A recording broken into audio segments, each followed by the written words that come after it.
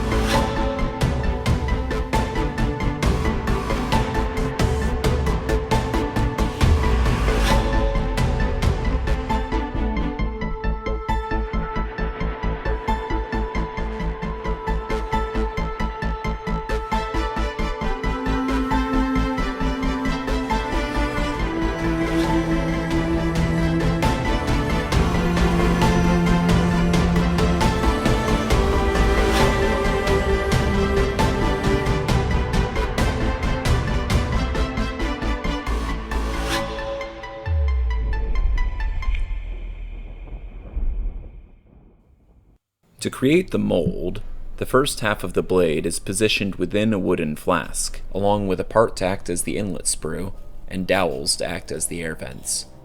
Then a fine layer of green sand is sifted on top. The flask is then packed with green sand.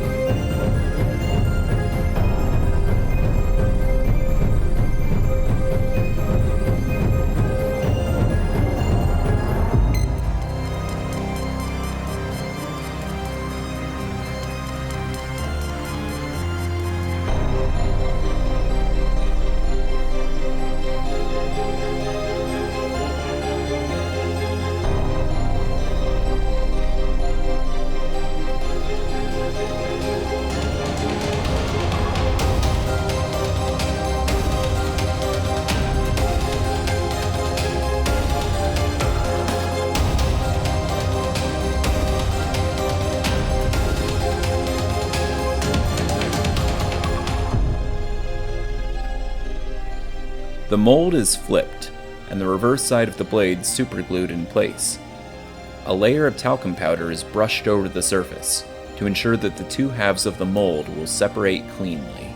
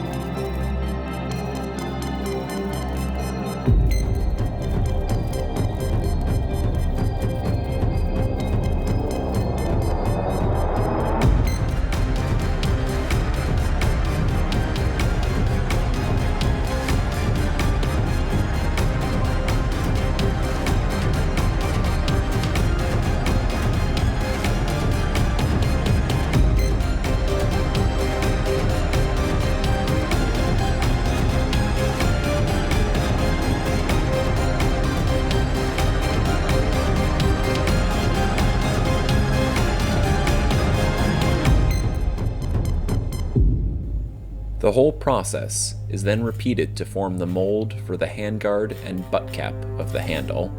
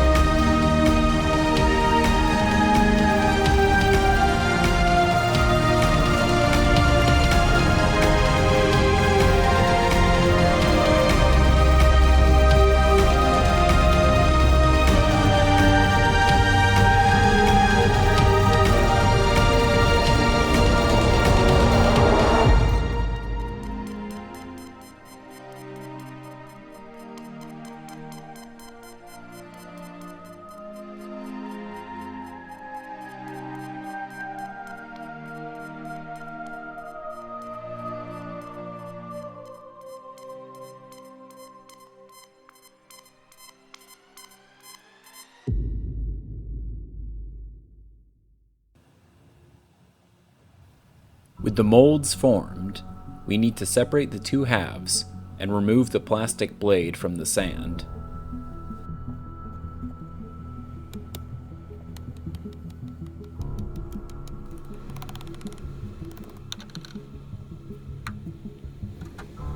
The plastic parts forming the sprue are also removed to form an inlet for the molten metal.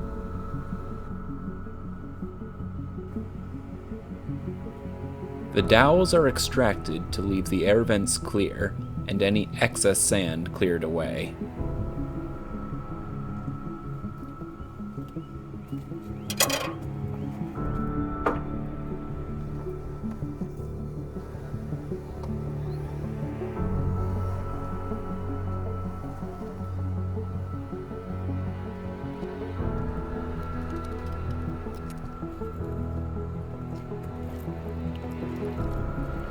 To melt the aluminum, we're burning charcoal in a foundry powered by an ordinary hairdryer.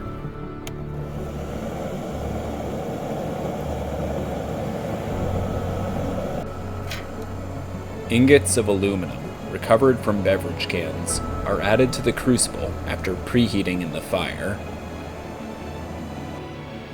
When the mold is prepped, the two pieces are clamped together and stood upright. A vertical mold will help ensure that the molten metal reaches all the way down the length of the blade.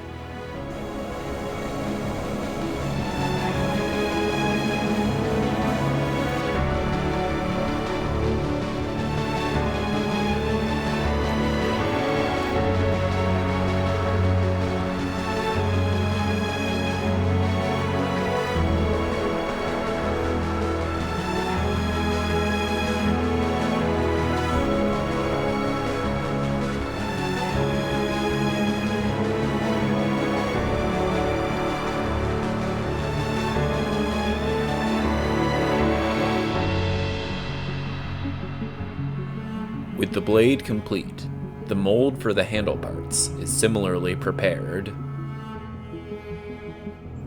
The brass we're using is derived from pennies, which is probably legal because we're doing this for educational purposes and not because pennies aren't worth their own weight in copper.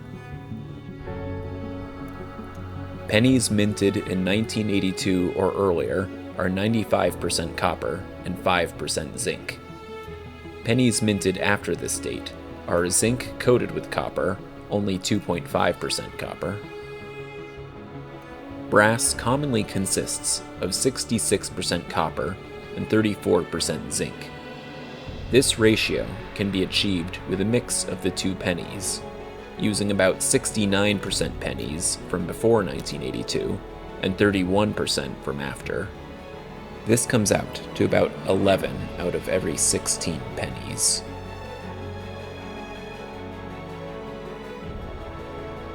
The mix of pennies is then melted in the crucible, being careful not to breathe in the zinc fumes boiling off of the liquid.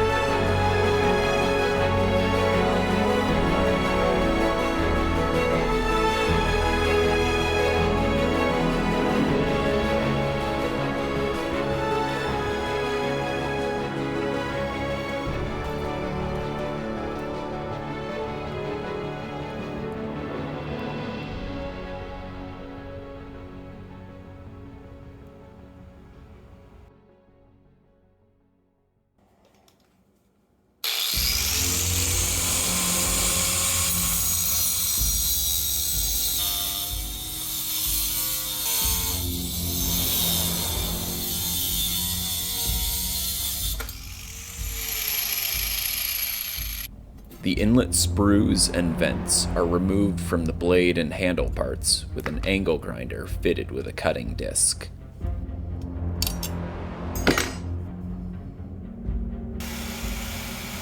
A rough edge is then ground along the length of the blade.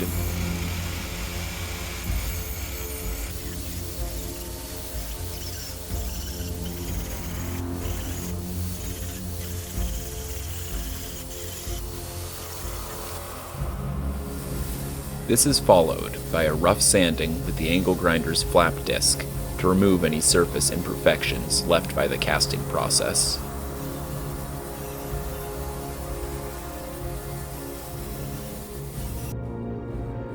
The edge is then refined and sharpened with a file. The blade is then finished with increasingly fine grits of sandpaper.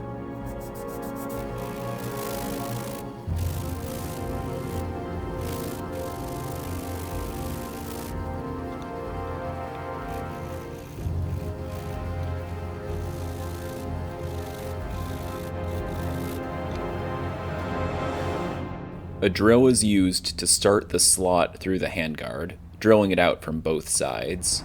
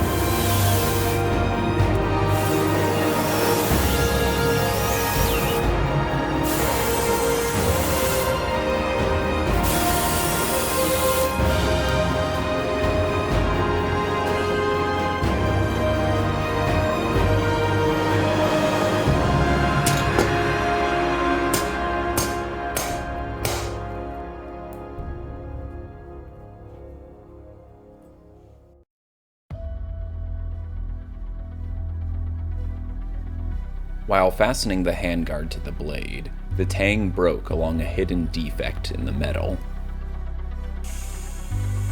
Before fixing the tang, we'll finish attaching the handguard by cutting off the excess of our pin and hammering down both ends, upsetting them to rivet the handguard in place.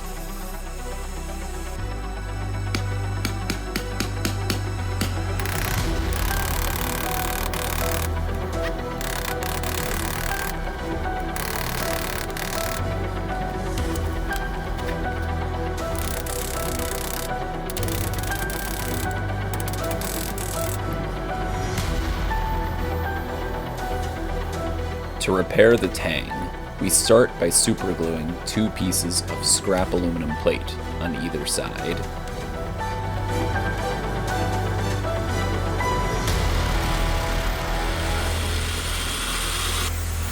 They are then permanently joined together by a series of bolts.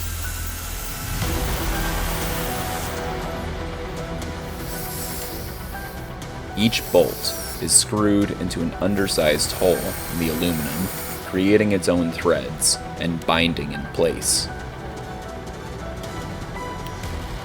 The excess length and raised heads of the bolts are then ground flush.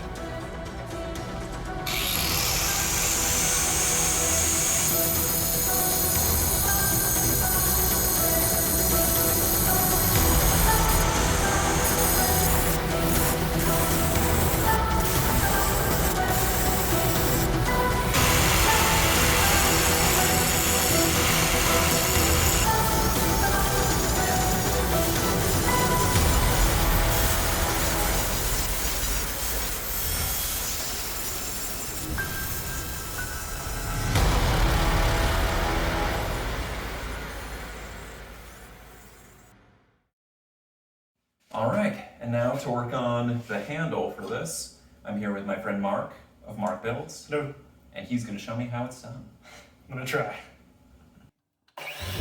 We're starting with a block of Purple Heart, a Central and South American hardwood well known for its attractive hue. Using Mark's miter saw, the block is cut to the correct length. Next, the hole for the tang is drilled through the length of the piece, using a standard drill bit for the pilot hole, followed by a spade drill bit approximately the same diameter as the width of the tang.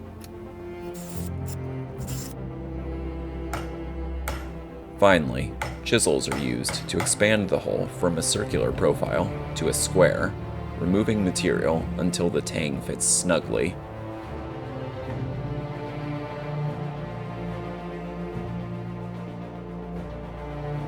The rough shape of the handle is then cut out on the bandsaw, starting by cutting out the horizontal and vertical profiles, and then moving on to the corners.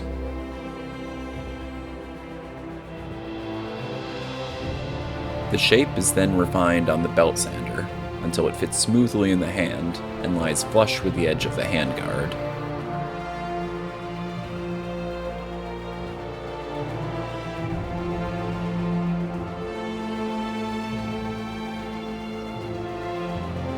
The handle is hand sanded to a smooth finish, ending with 400 grit paper.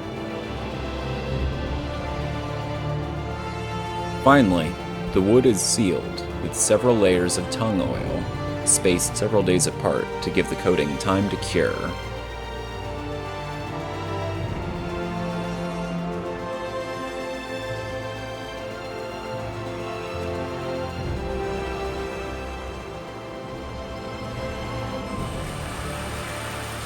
For the final piece of the handle, a slot is drilled partway into the butt cap.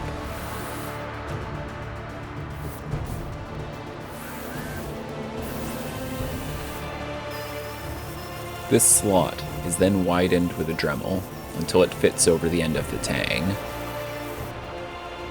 The grip and butt cap are then glued to the tang with clear JB weld.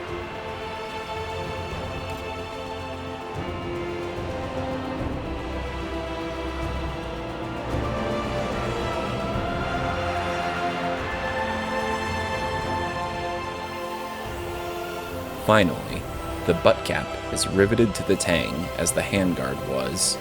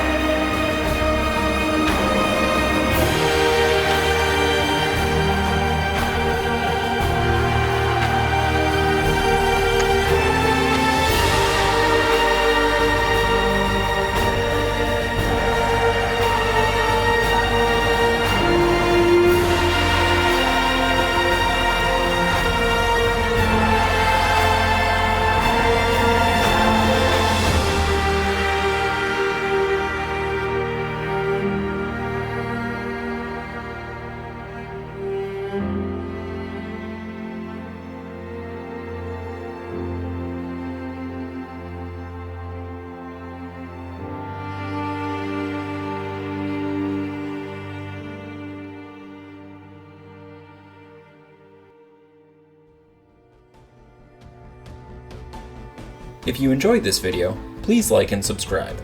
Or don't, I am not a beggar.